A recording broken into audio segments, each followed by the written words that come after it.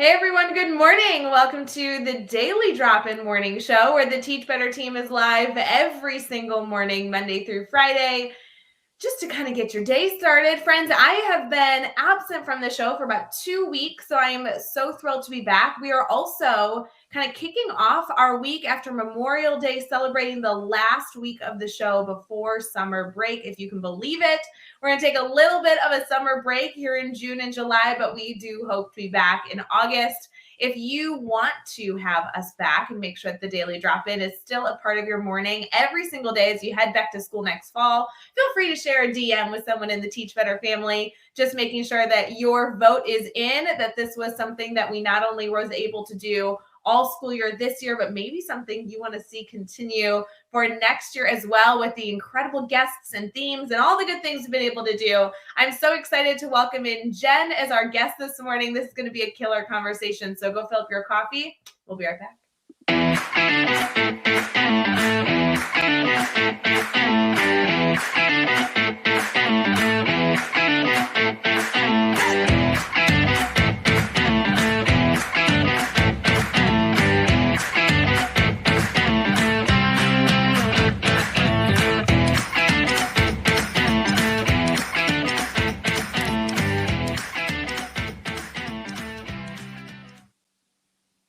Good morning, everyone. Happy Tuesday, May 31st. We have Jen Manly in the house. Jen, how are you doing?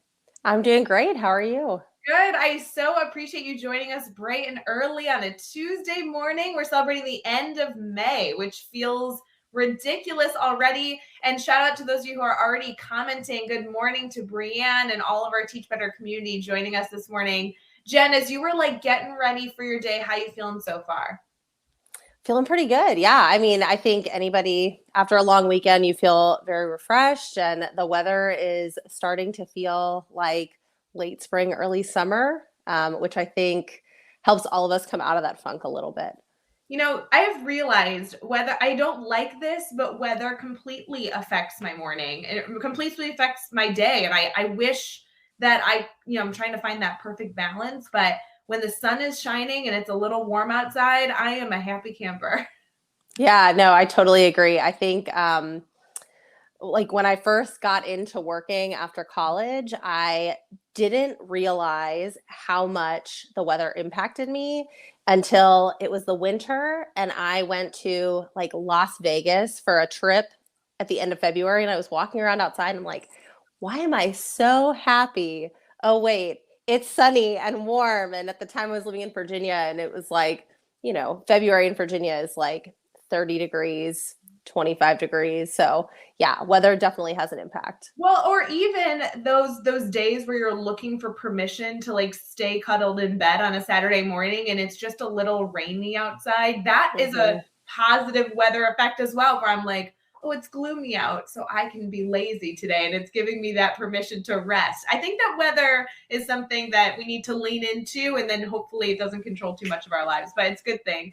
Jen, I'm sorry, we're getting into conversation, but as we get started here, I do want to make sure our community gets to know you and who you are. I feel like I've been kind of following you, and you've been in our Teach Better bubble for quite some time, but I don't know that I've ever had the opportunity. Well, at least I know it wasn't within the last few years to interview you. So will you tell us a little about yourself?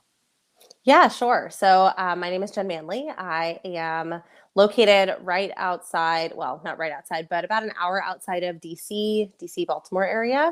And I have been a teacher for the last 8.5 years. I started as a middle school computer science teacher, which, well, actually, I started as a career changer and then decided I wanted to teach. And if you've transitioned careers, you know that you need to go into a high need area. And so when I started teaching, I went in as a mid-year tech ed teacher. I taught middle school wood shop essentially for half a year. Yeah. Yeah, so Um, cool. yeah. And then transitioned into computer science. I've been teaching computer science middle school and then high school and college for the last 8 years. And yeah, just really feel like I've found my place in education. And then in the last 2 years, I've started, well, I was doing some contract work over the summer, but the last 2 years I really got serious about my consulting business. And so I am the CEO of the Strategic Classroom, and I do workshops about empowering students and also empowering teachers to, take full advantage of their planning time so that we work less, we're effective, we're efficient, and we have time for the other things that we're passionate about in our lives beyond just who we are in the classroom. Jen, as I'm reflecting, like I can tell you years and years ago, I don't know when, but years and years ago, I know I connected with you and I followed you for ever since. And you were doing such incredible things. You were such a beautiful speaker. You do such good work just supporting other educators. So immediately I was like, all right, Jen Manly, she's in my circle. I know that she's somebody with good, positive energy that's going to be helpful.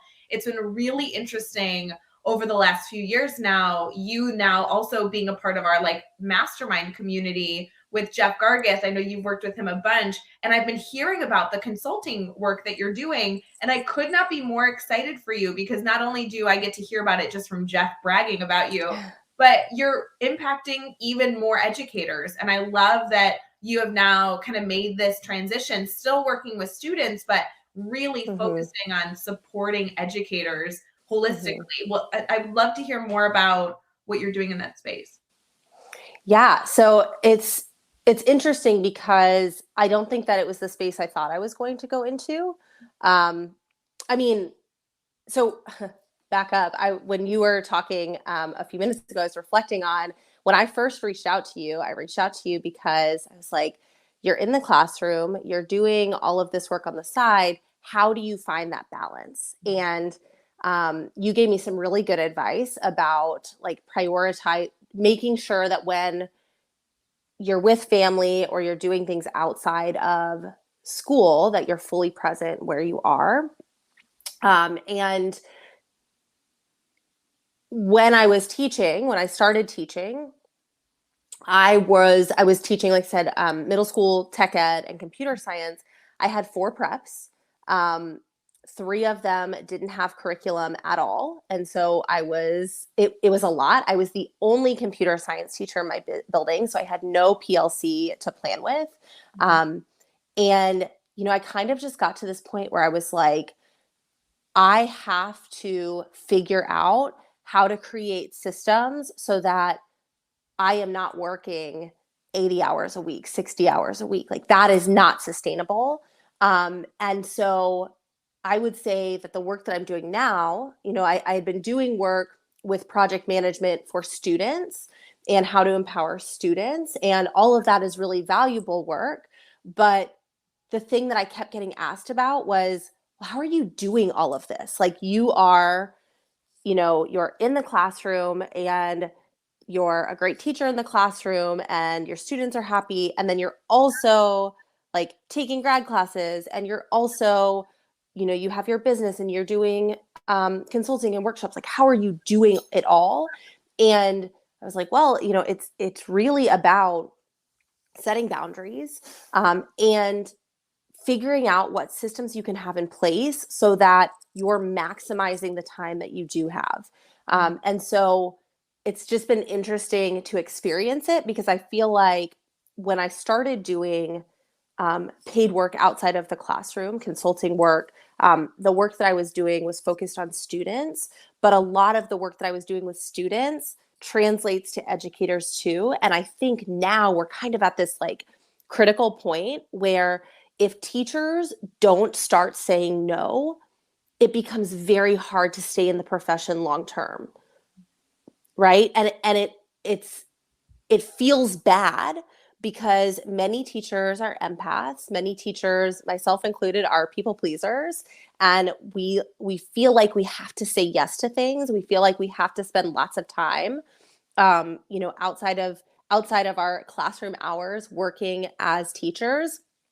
And unfortunately, the reality is that working 60 hours a week, giving so much of yourself all of the time is not the way to stay in the profession long term if it's something that you're passionate about. And so the mindset that I had to shift, and that I think a lot of teachers have to shift, is saying no to things and working fewer hours, working more efficiently. So you're still effective, you're still meeting students' needs, but that is what's best for students, because if you're burnt out and you leave, you're not there anymore anyways. Yeah. So, yeah. Jen, I really want to get into more on this topic. I know as our community is getting started, don't forget, friends, if you're in the comments live with us, I know some of you are choosing to live on or listen on Teach Better Talk podcast after the fact. But if you're live here with us, feel free to throw your questions in the comments for Jen as we get into Brainstorm Bank. Jen, if it's all right with you, I'd love to really dig into this topic because I think educators are constantly looking for what's that new tip, what's that new strategy, what's that new mindset that maybe I'm just so close to shifting, but I need that little boost or someone to say it in a specific way to help me be more successful. And I'm excited to kind of dig into that a little bit. So I'm thrilled that you brought this up and thrilled that this is the work you do, because I know that you've been able to support so many educators finding those boundaries and finding the right times to say no and the right times to say yes, because Absolutely. those exist too. I know that you and I have spoke before we went live that you are officially speaking at the Teach Better conference in October. Is there any chance that this might come up? Yes, yeah. So I am, my session is called the 40-hour teacher work week. 3 keys to making it happen, I think, is the official title. I don't know, that might be off a little, but it is 40-hour teacher work week. And it's all about strategies that you can implement in order to leave work on time. And it's been interesting because I've been, I was talking with you earlier about this too. I've recently gotten onto TikTok at the urging of Jeff. And Jeff gave me a strategy, and it's been really actually very fun. And one of the things that we've been talking about there is, hearing from teachers who say, it's just not possible. It's just not possible for me to work 40 hours and leave. Like, it's just, all of my planning is taken by coverage. All of my planning is taken by meetings. I can't do it. And I think being able to shift that and say, okay, maybe you can't work only the 40 hours, but can you commit to working 45 hours or less? Can you commit to creating that boundary for yourself so that, hold on, my dog is seeing something crazy outside. So that you're able to leave work at work and move on to life, Well, I really appreciate that because it's giving educators the permission to say, hey friends, it's not that it has to be the perfect strategy I give you, but can you still use the pillars of what this strategy provided me to be able to set your own boundaries? Because that's all this is. We're trying to personalize for ourselves, just like we personalize for our students. Are you willing to share your TikTok tip that Jeff gave you? Because I know plenty of our community are not only going to go hunt you down and follow you on TikTok, they all should, but then also if they want to maybe take on that challenge as a good summer experiment, what's the tip? Yeah. Okay. So I'm on TikTok at my handle is strategic classroom, 2 words, but like 1 word. But there's 2 C's, which is why it's kind of confusing. And Jeff's tip was, if you're going to go onto TikTok, you have to commit to posting every day. And I did, and it was crazy because I was getting, some people were watching, everything was fine. And then I had the silliest video go viral. And it wasn't even, I talked with Jeff about this. Like, TikTok is so great because you don't have to be perfectly made up. You don't have to be perfectly edited. It doesn't have to feel like you've spent hours on it. You literally can turn on your phone, record you talking about something, and send it off into the internet. And the first video that went viral, it's like so funny to me because I had seen a video, I stitched it, and I am in this sweatshirt that has like baby spit on it. And I'm like, this would never fly on Instagram. But on TikTok, it's totally fine. And people are interested in what you have to say. So the TikTok teacher community is wonderful. If you're looking for something to do over the summer, there's lots of people that are having these in-depth, higher level conversations about education. And it's just been a really good space to grow in, I think. Love it. I love this tip. If any of you are taking on this tip, make sure to not only go follow Jen, but also make sure to let us know how it works for you. Don't just try it for 2 days. Try it for like a few weeks. Post one video a day. We'd love to see how that goes for all of you. Jen, before we transition here with our moment of gratitude and everything else, I know we want to get back into our discussion over our brainstorm bank segment. I do want to mention with you speaking at the Teach Better conference, everyone's going to want to see you. They're going to hang out with you because they want to learn from you. I know most of you already have heard me say this 3 million times, but if you're interested in joining Jen at the Teach Better conference, you need to head over to teachbetterconference.com. You'll see all the details. It's October 14th and 15th. There is some openings still for sponsorships if that's the right fit for you, or if you're a podcaster. We have our Podcasters Row segment that's going to be a huge part of the conference. But then also just go grab your ticket, grab your teacher bestie, come join us. It's in Ohio. I know that's weird because who goes to Ohio, but we're all going to be there. We're all going to be there together. And but Akron is such a cool little city. Yeah, sure. I mean, it's nothing compared to let's all go to like San Diego or something. That's a vacation. Las Vegas, that would be a vacation. But it will be such a good time. So we'd love to have you all there. Registration is still open and it will stay open essentially until we sell out. Like our Teach Better conference for 2019 did sell out. So I just want to give you a heads up that is something that will be coming, probably not within the next week or so. So don't stress. But we'd love to have all of you join us there. Go grab your registration ticket and meet us over there in October. Jen, it was funny because when you had confirmed for me that you were speaking, you had joked that like the email got lost in your inbox. And this is like what keeps me up at night. This is the nightmares I get because we encourage educators to like share their voice, submit a proposal, and then the final decision of acceptance, like emails go out. And I'm so nervous that like people don't get them. So give me a little bit of your horror story, and then like let's do a call for action that everybody should go check their inbox. Yeah. So I had submitted, and it was funny. I actually submitted, I think in 2020, and then the conference was canceled. And so I had submitted, and I was on Twitter, and everybody was posting about their acceptance. I was like, oh, okay, well, that's okay, no worries. And I was like, but I should have gotten a rejection. Like I probably would have gotten some sort of email. And so I went and I searched my inbox and it was hiding somewhere. I don't know. It came up when I searched it, but it wasn't in my inbox.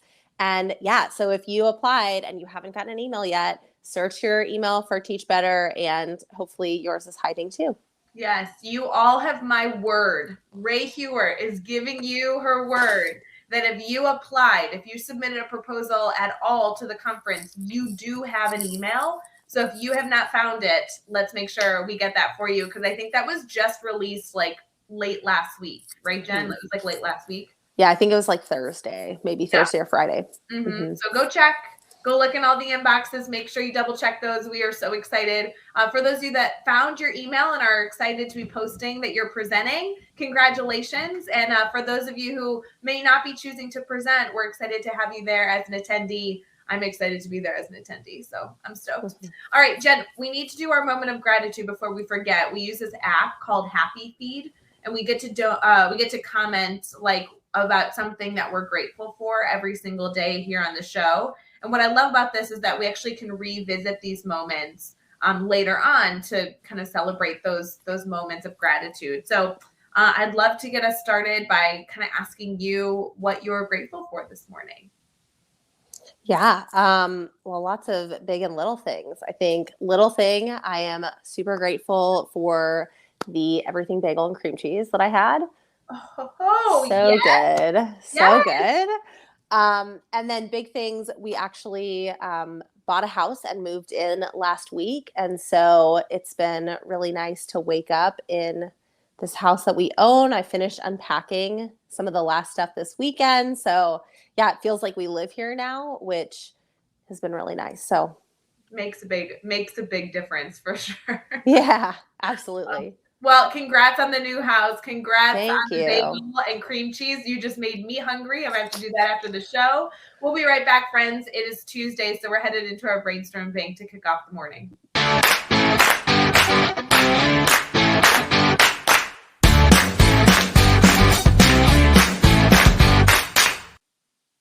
Good morning, everyone. Thank you for joining the Daily Drop-In Morning Show so far. We've already been having a great time. So if you're just checking in now, we'd love to welcome you into the morning and also tell you that when this video is over, you want to go back and go listen to the beginning. I would love to say good morning to all of you, especially in the comments. We have Brad Hughes, Mark Horner, Lori, Alex, so many wonderful friends here with us.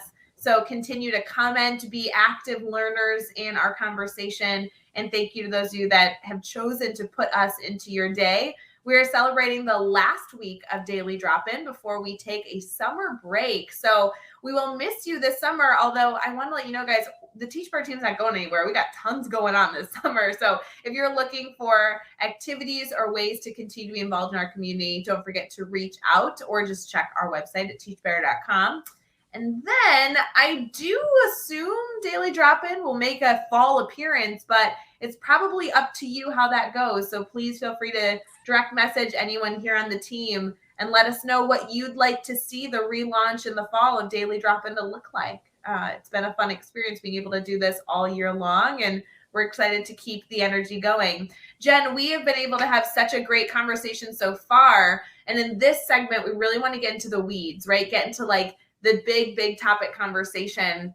There's a lot that I want to go back to that we kind of touched on at the beginning of the show. But one of the things specifically I wanted to highlight is that our theme this week is really all about being our best self, right? Mm-hmm. A lot of educators are finishing the school year or continuing with just a few weeks left with students. How do we keep our best self? I think this theme works perfectly with what you were discussing earlier around ensuring that you are setting boundaries for yourself. Would you mind speaking a little bit to that to kick off this conversation? Yeah, definitely. So I think that, like I mentioned earlier, as teachers, we feel like we have to say yes to everything. And you mentioned that, yes, it's important to know when to say no. It's also important to know when to say yes. And the best piece of advice that I ever got, that I think every teacher should sort of internalize and use as a guidepost, is if it's not a hell yes, it's a no. Yes. If it's not a hell yes, it's a no. Yeah. And if it's a hell yes, then it's a yes, right? But we're getting into the end of the school year, and this is when I was a newer teacher and I said yes to everything. This is when I started getting asked about things for the next school year. Yes. Everything. Yes. Everything. Yeah. So if that's you and you're getting to the end of the school year, you're getting ready to get a summer break to get refreshed and re-energized, and knowing that this is when schools are starting to set up for their next year, keeping in mind what you're saying yes to and what you need to say no to. And I think a lot of times as teachers, we think one of two things. We either think we can't say no, or they're going to think badly of me, or I'm going to get in trouble for saying no. Or we think if I don't say no, then this isn't going to happen for the kids.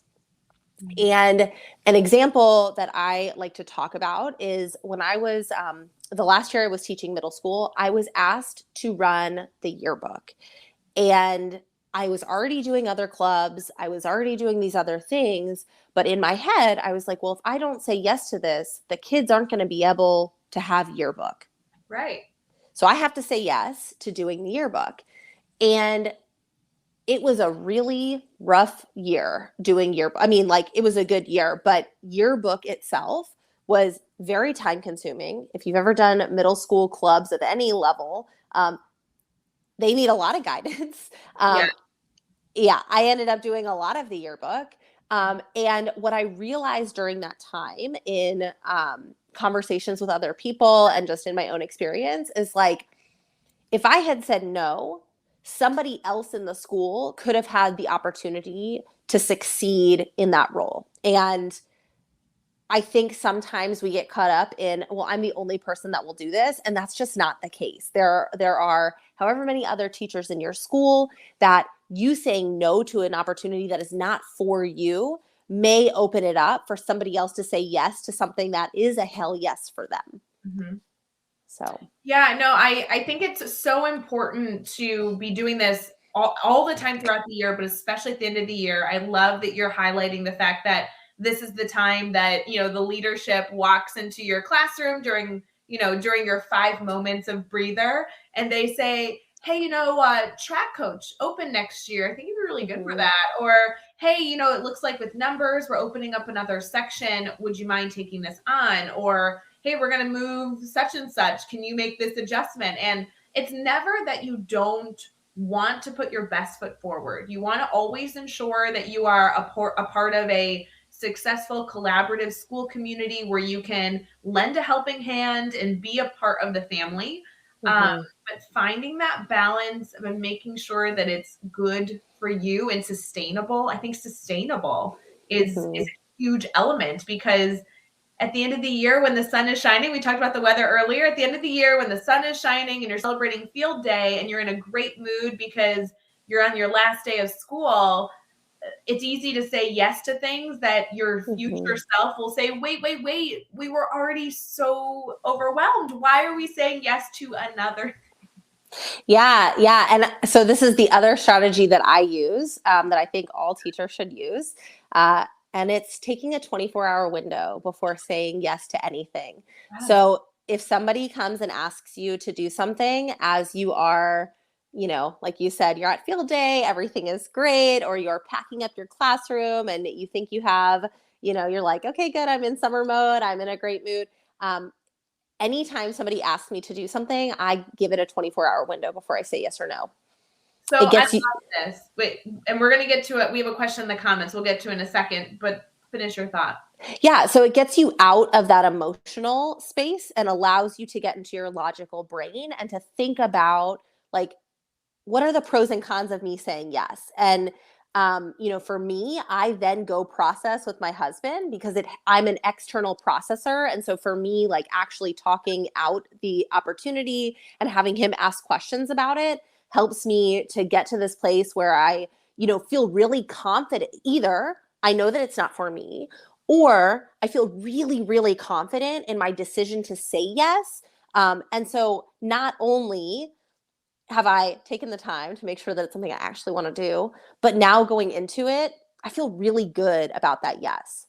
What I love about this strategy, Jen, of taking 24 hours or whatever equivalent someone may Mhm. need, is that you can request that you need 24 hours to think about it in a very lighthearted way that doesn't Mhm. create any concern. Because a lot of educators struggle to say no because they feel badly saying no. It's hard to actually just like say it, right? Like it's hard to communicate Mhm.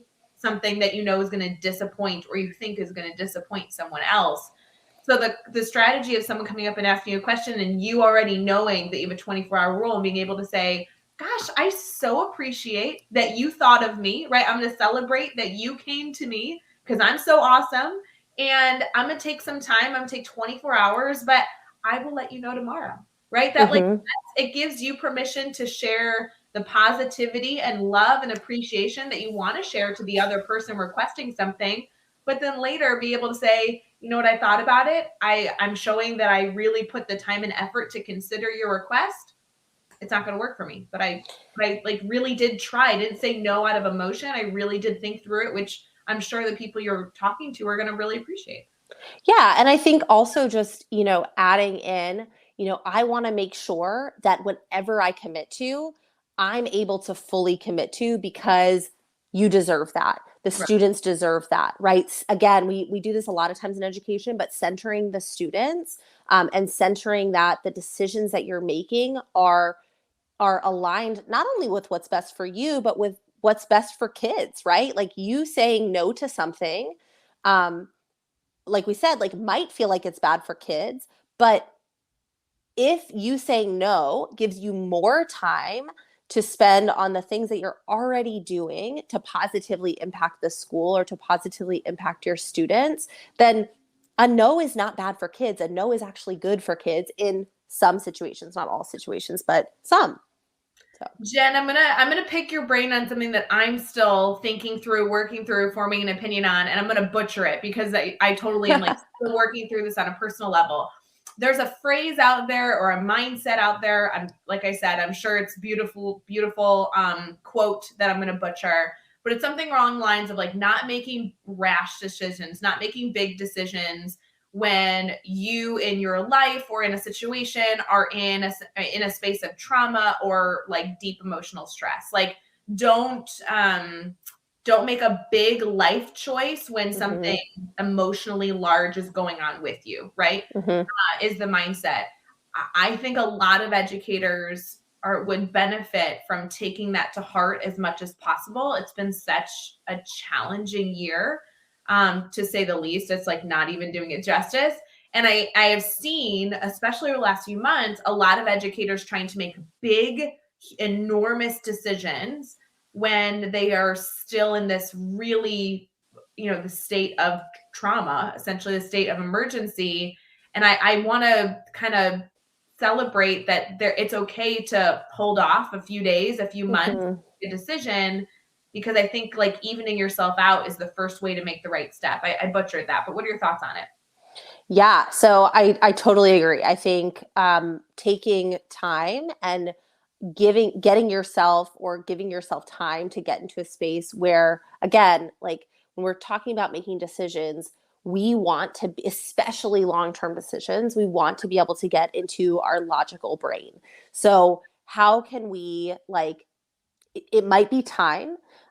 This sounds really silly, but I read something about like doing math problems or like Sudoku or Ooh, crosswords to yes. get yourself into that logical space can help you to like detach a little bit from the emotional nature of some of these decisions.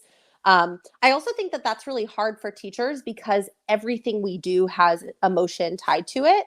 Always. And then I think the other thing that has been really helpful for me, so I mentioned I was a career changer. And when I was deciding to become a teacher, I was working with a career coach. And one of the things that she told me that has always resonated with me is, no decision is final. And even if you make a decision that you decide later was not the right decision, right? Maybe you did make a decision from a place of emotion, and now you're in a position that when you're removed from that emotion or from that trauma, you now are like, no, that wasn't really what I wanted to do. Um, we have the choice always to make a different decision, and sometimes I think we get caught up in this idea of finality, and you always have the choice to leave, right? Like I think that that's something that took a long time for me to wrap my head around, but I have that conversation with students a lot because, like I said, I teach high school, and high schoolers, deciding where to go to college feels very big, and it is very big. But, I like to tell them, like, well, you've got several great options, and if you choose one and you're not happy, you can always apply to transfer. You can always change your situation. It's not final.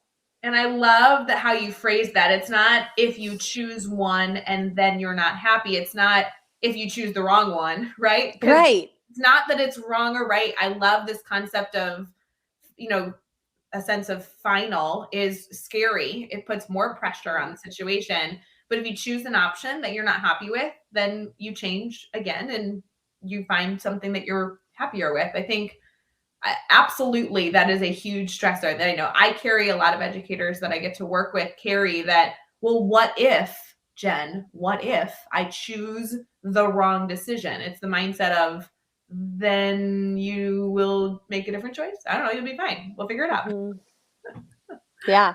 That's funny. Alex has a comment here about what we were discussing earlier. I'd love to get your thoughts on this. Alex says, how do you balance one person's belief that you'll be able to grow and flourish with your lack of excitement about it? So I think this was about when we were discussing earlier, kind of like making a decision for next year or whatever. Mhm. How do you balance this? Yeah. So I think in those conversations, it's important to acknowledge that you see that, right? Thank you. So let's give an example, right? You've been asked to teach a new class that is going to be an extra prep for you, Right. right? So there's a new course opportunity. They think you'd be a great fit for it, and you're concerned because now instead of teaching, you know, 2 preps, you have 3 preps or something like that.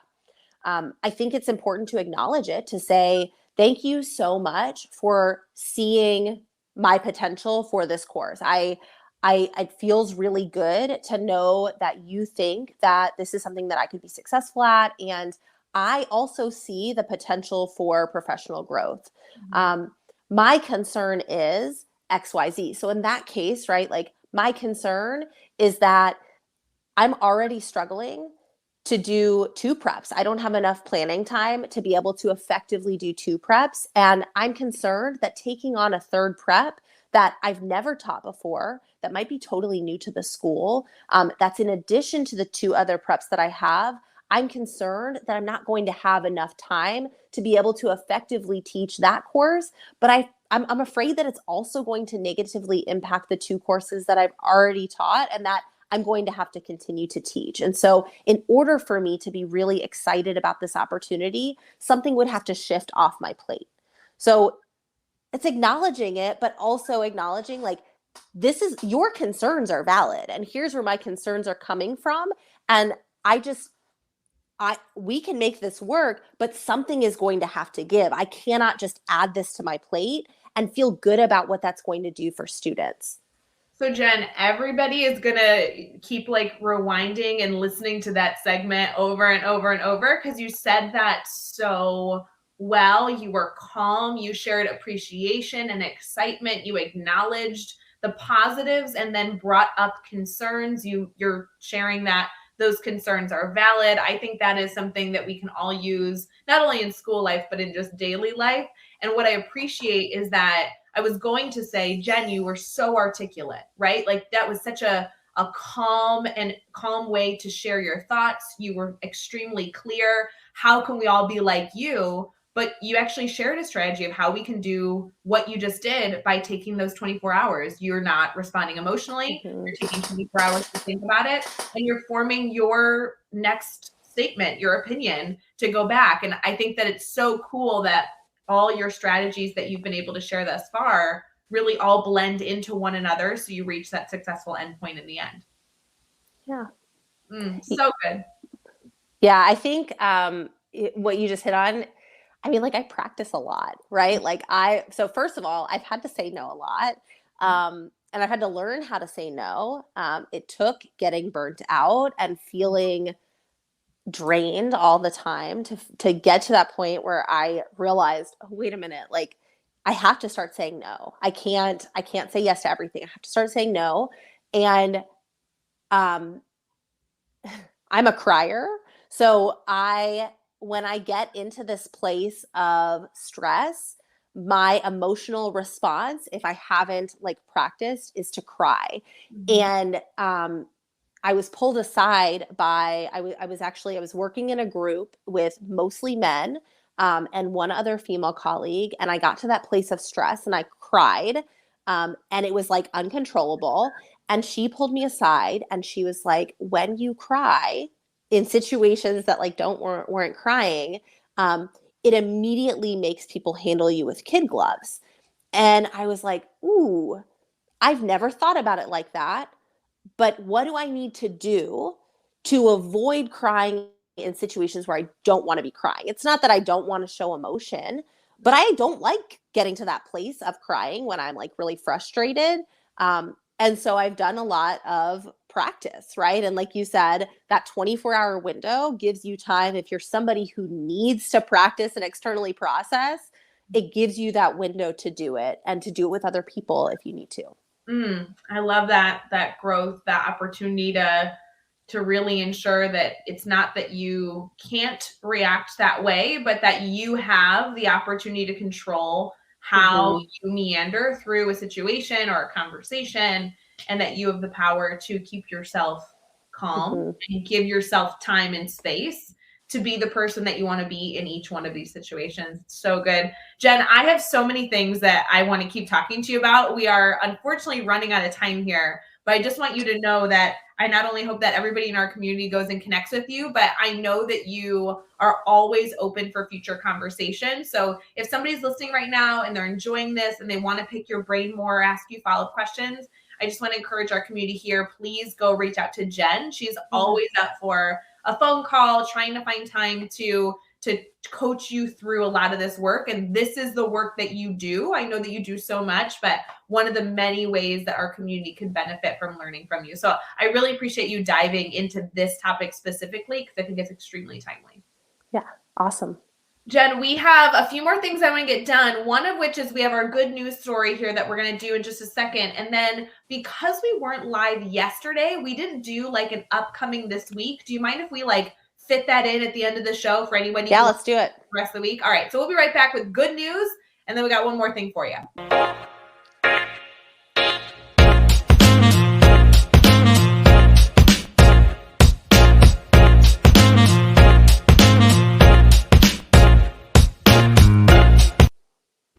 All right, friends, we are still here on Daily Drop-In, streaming on Facebook, YouTube, Twitter, Twitch, and LinkedIn. This has been such a good conversation, Jen. I still have so many more questions for you. I'm going to ask you after we get off this live chat because we have talked about so many things that I know are really going to benefit educators. Really quick here, though, we are going to highlight some good news stories, some holidays, and then get into what's upcoming this week before we say goodbye. And I'll go follow Jen on all the social medias, including TikTok. So Jen, first and foremost, we love to celebrate holidays. And today I have some weird holidays for you. I'd love to get your thoughts on if you'll be choosing to celebrate these or not. Are you ready? I'm ready. First and foremost, it's National Macaroon Day. Who doesn't love a good coconut macaroon? Are you a macaroon person? Oh, the coconut one? Okay, so there's like the macaroons and the macaroons that are cookies. You're talking about the coconut ones. No, I will not be celebrating. It's a soft and little chewy, more like a cake than a cookie. Yeah, those are like the coconut ones. No, thank you. Yeah. No. I have to say, macaroons are really common dessert during a Jewish holiday, Passover, because there's like certain things you can't eat. And every time I'm like, I'm gonna like this. They look great. I don't know. It's not my thing. Yeah, I'm not a macaroon lover, but oh well. Maybe someday we'll all enjoy delicious macaroon together. The next one is National Save Your Hearing Day, which is really interesting. So check out your hearing and don't listen to your music too loud. Yeah, important. It is National Smile Day as well, which I always think is a good holiday to celebrate. Every day, right? Every day is a good smile. This good news story will definitely, hopefully, well, I'm going to say hopefully, it definitely for me, add a little smile to your day, whether you're choosing to just give this good news story to yourself as a gift to boost you up, or maybe this will be fun to bring into the classroom. Jen, I want to know if you would ever present this good news story to your students. The headline is that there is a 22-year-old little dog named Pebbles who was just crowned the oldest dog currently living. Pebbles is a toy fox terrier, and he has incredible owners that live in South Carolina, and he officially just won the Guinness World Record for being the oldest dog currently living. Pebbles is cute, white, and a little cool dog. So I want to celebrate Pebbles and that cool award. That's pretty awesome. I'm excited for Pebbles too. Yeah. It's always good to share a good like dog feel good story with the students and get everybody's ideas. But 22 years old is an old dog. Yeah, for sure. No, that was honestly the pets was one of my favorite parts of virtual teaching last year. Yes. That was, I had my first and second period did not love to have their cameras on, but if you were like, anybody have a pet? You want to show off your pet? Cameras immediately. Yep. So yeah, it's a good story. I also love like Guinness World Records are just fun. Some of them are a little creepy, not my vibe, but some of them are like really interesting, bringing that into the classroom for discussions. Or I know that it was always like a book I had in the back of my library. Like it's just interesting to see the weird things in our world that we consider world records. I think that's so fun. Agree. All right, friends, we are going to do one quick thing before we end here. And we're going to give you a little preview of what's coming up this week since we were not able to do that yesterday. Since yesterday was Memorial Day, we took a day off of the show. So we're going to highlight this last week, especially since it's the last week of our show before summer break. So we'll be right back.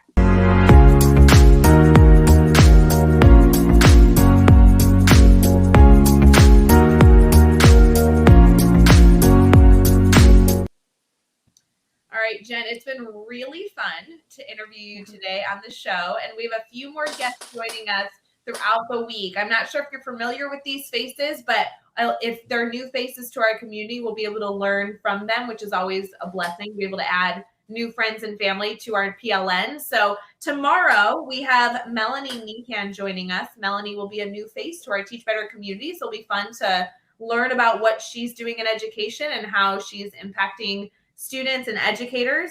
On Thursday, we have Brianna Henderson joining us. She is a member of our Teach Better community that I know I've been familiar with for a really, really long time, but I'm not sure she's ever been on Daily Drop-In. So that will be another great conversation. And then, Jen, I'm not sure how much interaction you've had with Brad Hughes, but Brad Hughes will be joining us on the show on Friday. It'll be our last show that we'll do before summer break. And Brad is always like such a joy to talk shop with on a live video. Cool. It'll be Yeah, really I'm fun. excited. I'm excited for the rest of the week.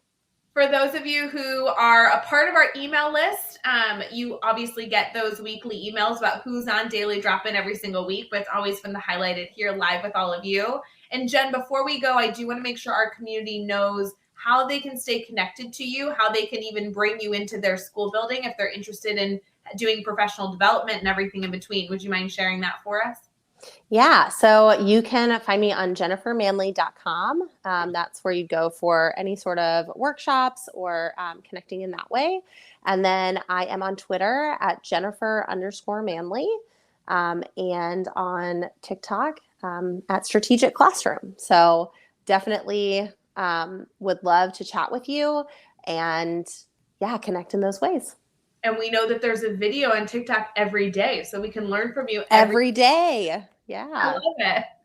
I know. Jeff gave me the good advice. So good. Friends, it was wonderful to be back. Thank you for all of you that choose to join in to our Daily Drop-In, whether it be live with us or even after the fact if you listen on the Teach Better Talk podcast. We are thrilled to be able to have a wonderful week of conversations with you. And then don't forget, we are still around all summer long through 100 different mediums to be able to highlight work being done and for us to be learners whenever we're ready to do so. I hope you have a wonderful, wonderful Tuesday, closing out May all together. And Jen, thanks again for being live. Always good to chat with you. Of course. See ya.